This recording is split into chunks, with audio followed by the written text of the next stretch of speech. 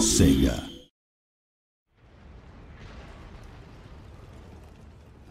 Hello, my name is Jack Lusted and I'm the lead unit designer on Total War Rome 2. Today I'm going to give you more insight into the game and some of the hot topics from the forums. With siege battles in Rome 2, we've really wanted to change how the game plays in these battles.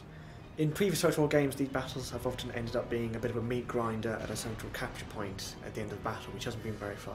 Shogun 2, we changed it up with the multiple levels of castles and many different attack routes, which made the battles more dynamic. But that was facilitated by the design of Japanese castles. With Rome 2 and the switch back to traditional big walled European cities, we had to take a different approach. And what we're doing is adding in multiple capture points within the city. In order to win a siege battle now, you have to take and hold most of these capture points, which means that as a defender, you have both the walls to defend, but you can't just sit at one capture point and try and win the battle. You have to be active in defence, trying to repel the attackers and win the battle yourself. A topic that's come up in the forums and often gets talked about is the speed of combat. We're going to be slowing down the battle slightly from Shogun 2. How much we can't say yet because it's all about the fine balancing as we go past Alpha and Beta. But we're also looking at how the combat plays out between different units. So there's a big change going on to the combat rules, how fast units move, the rate of casualties, and all those factors that play into it. Unit sizes in Rome 2 are going to be about the same as previous Total War games. I know there's a large amount of people in the forums who'd like to have huge units, 600 men wide, going through the settlement, but it just causes a lot of problems. Some people talk about us going more abstract. Why don't we go to a more wargamey solution of high-level chain of command? You just give vague orders to your units and they carry them out for you. It's not really what we wanted from Total Battles. Total Battles for us are, you are in control of the whole battlefield. It's not what historical generals would have done, but it makes for really great gameplay where it is your decision that meant that you made that crucial flanking maneuver and won the battle. As our games have gotten bigger, there's been questions about, well, why hasn't the number of playable factions increased?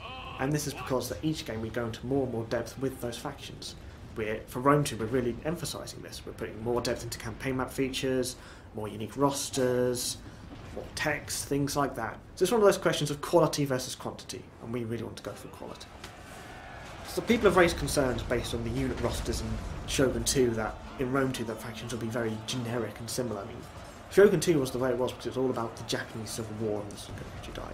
The factions were essentially the same, so there wasn't much possibility for variety. With Rome 2 we're covering a vast area with very diverse cultures and looks, and we are representing that in the game now. We have the most units in any Total War game to date, and they'll also be the most regionally diverse units as well. So Celtic units will look different to Germanic, will look different to Iberian, will look different to Roman. It's all an emphasis on that because that massively increases the variety of gameplay you see and makes it feel really different when you're fighting on different parts of the map. The Siege of Carthage video was done pre-alpha, so it's a very early stage of development, and a lot's changed since then. So at that point we got unit looks in to create diversity and look good, but it wasn't with the final system. As we release more art for Rome 2, you will see this difference between what we showed in Carthage and what the units will look like in the final game. Siege battle maps are getting a big change from Shogun 2. Like Shogun 2 they were all castles, quite small, and there was a limited set of them because they all had to be handmade. With Rome 2, as you saw with the Siege of Carthage battle, the maps are much bigger, there's a lot more going in on them, and we're going to get a lot bigger diversity of settlements as well. We want to make sure you're not fighting the same battle map again and again and again, so we're really putting emphasis on getting in a large variety of settlements which will each play differently.